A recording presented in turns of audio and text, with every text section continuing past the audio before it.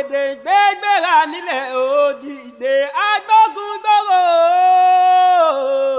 Ògèdèngbé agbógungbòrò àti pẹpẹ lójú ogun. Bẹ́ẹ̀ ni akọni tí ò ṣe é gbàgbé l'Ògèdèngbé. Gbogbo Ìjẹ̀ṣà ò ní gbàgbé iṣẹ́ ribiribi tó ṣe fún wọn. Ọdún yìí ni ìrántí ọdún mẹ́rìndínlọ́gọ́fà Ògèdèngbé. Èyí gan ló fa Ògèdèngbé FIESTA 2026. Níbi tá a ti máa ṣèrántí Ògèdèngbé àtàwọn iṣẹ́ takuntakun tó ti gbélé ayé ṣe. Ọjọ́ mẹ́ta lètò náà yóò fi máa wáyé. Látọjọ́ kọkàndínlọ́gbọ̀n dọjọ́ kọkànlélọ́gbọ̀n lètò yóò gbìnàyà. Ọjọ́ àkọ́kọ́ la ó máa ṣèrìn àjò lọ sí orísun Ògèdèngbé ní Àtòrìn ní déédéé aago 10 òwúrọ̀. Ọjọ́ kejì tí í ṣe ọgbọ̀njọ́ la ó máa gbéra lọ sí Ìmẹ̀sí ilé níbi tí wọ́n ti fọwọ́ sí ìwé àlàáfíà lẹ́yìn ogun Kírìjí. A kò ní ṣaláì ṣàbẹ̀wò sí àpáta Ògèdèngbé àti ọgbà Afẹ́ Babalọ́lá nípínlẹ̀ Èkìtì. July 31st tí í ṣe ọjọ́ kọkànlélọ́gbọ̀n ni àṣekágbá ètò níbi tá ó ti máa fàmì ẹ̀yẹ dáhùn èèyàn lọ́lá ìyẹn Ògèdèngbé Legacy Award. Ìdánilẹ́kọ̀ọ́ náà ò ní gbẹ̀yìn ní ti àyẹ́sí ààrẹ Afẹ́ Babalọ́lá ẹni tí ń ṣàrólé Fábùnmi Òkè Ìmẹ̀sí nílẹ̀ Èkìtì. Arómọláràn Civic Center lè tó ti máa wáyé lẹ́gbẹ̀ẹ́ gbọ̀ngàn ìlú Iléṣà ìpínlẹ̀ Ọ̀ṣun. Olùgbàlejò Àrólé